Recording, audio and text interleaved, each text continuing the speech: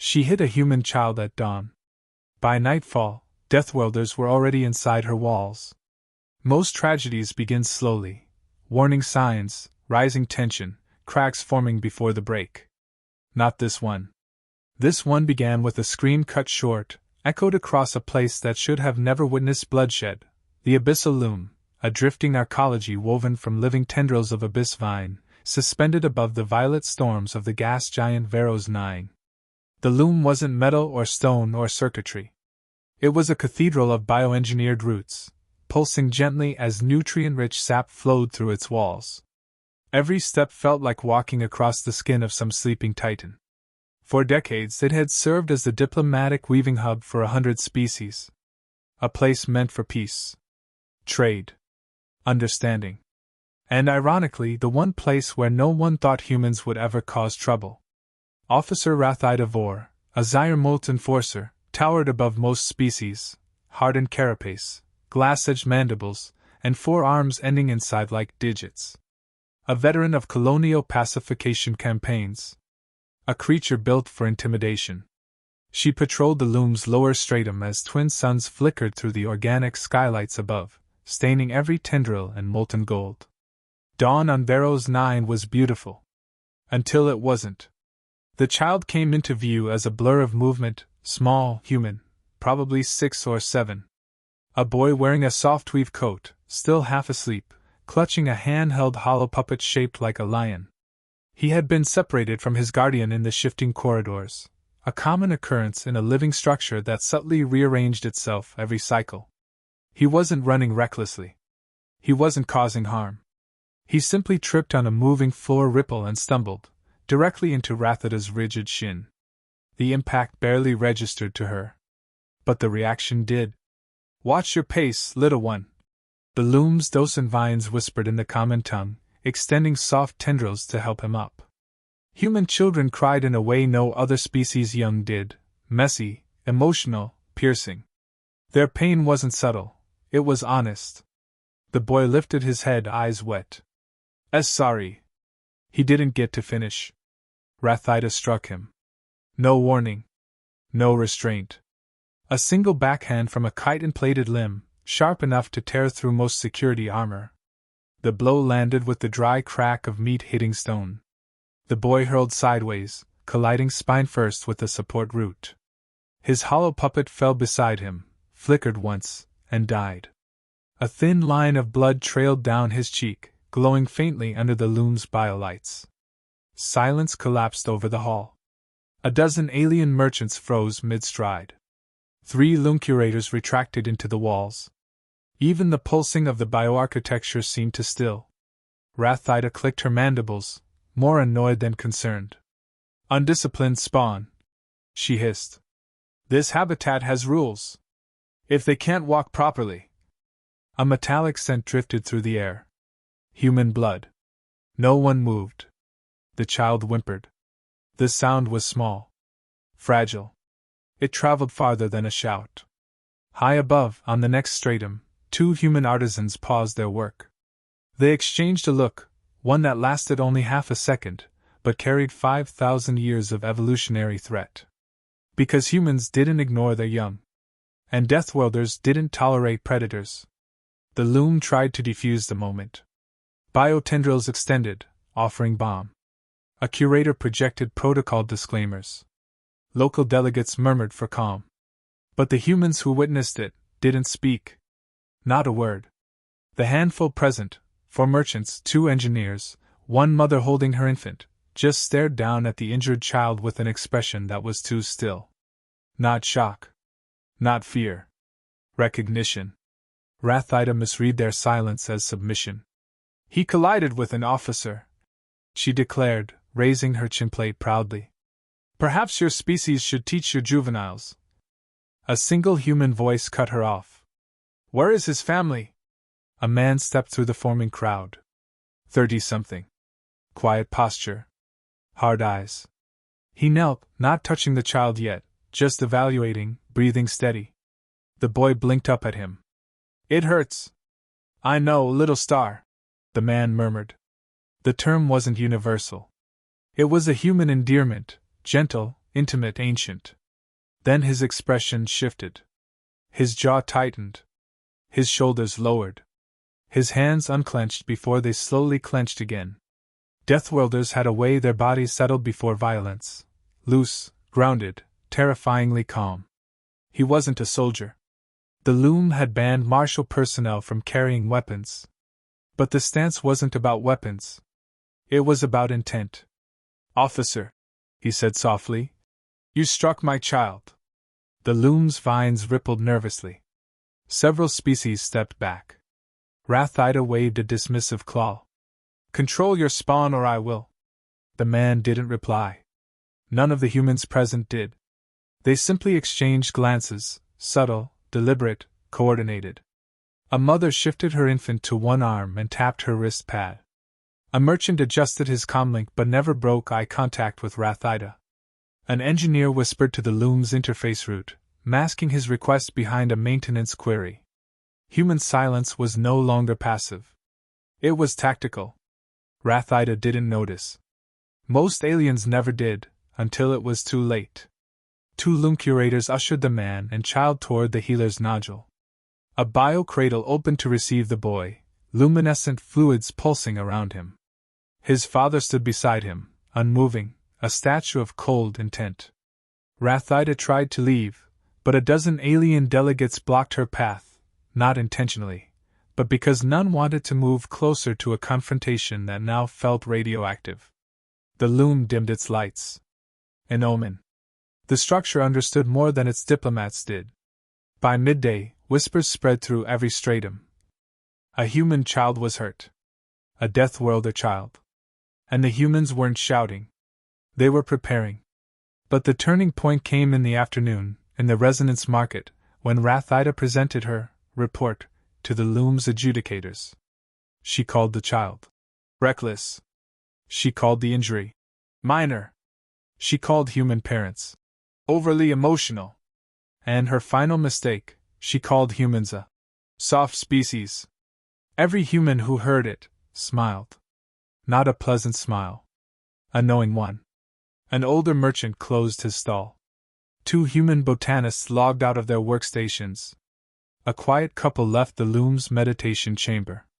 One by one, they vanished into side corridors, switching from public routes to maintenance spirals, spaces the Loom rarely monitored because no species except humans ever used them. By early evening, something was off. Loom curators reported strange fluctuations. Sealed doors opening without requests. Biotunnels reconfiguring without commands. Nutrient streams rerouted mysteriously. It wasn't sabotage. It was rearrangement. As if the Loom itself was being subtly prepared. Rathida didn't feel the danger until her private chamber, grown from hardened vine bone and sealed with diplomatic privileges, shivered. Not from the storm outside. From footsteps. Human footsteps. Inside. Rathida froze. Her chamber door, a living membrane grown from reinforced vine bone, was still sealed. No one had entered. No one could have. Diplomats liked to pretend the Loom was impenetrable, that its organic gates recognized every authorized signature. But the vines were trembling. Not in fear. In obedience. "Who's there?" Rathida demanded, mandibles clicking as her carapace bristled. No answer. Only the soft shifting of roots beneath her feet, as if something enormous moved far below the Loom's surface, something following a path not meant for any diplomat, officer, or curator. Something that belonged to the Deathworlders. The wall behind her rippled. Rathida spun, raising all four arms, but she didn't get halfway into a defensive stance before the surface bulged outward. Vine bone parted like lips opening around a secret. A figure stepped through, not tearing the wall, not breaking it, simply walking through as if the living structure had chosen to let them in. A human. Not an officer. Not a soldier. Just a woman. Short, freckled, wearing a simple utility jacket. Her eyes were very calm. "Officer Rathida Vor?" the woman asked quietly. "That chamber is sealed," Rathida snarled. "You cannot be in here." The woman stepped fully inside and the wall resealed behind her, patching seamlessly, leaving no mark. No seam. No escape.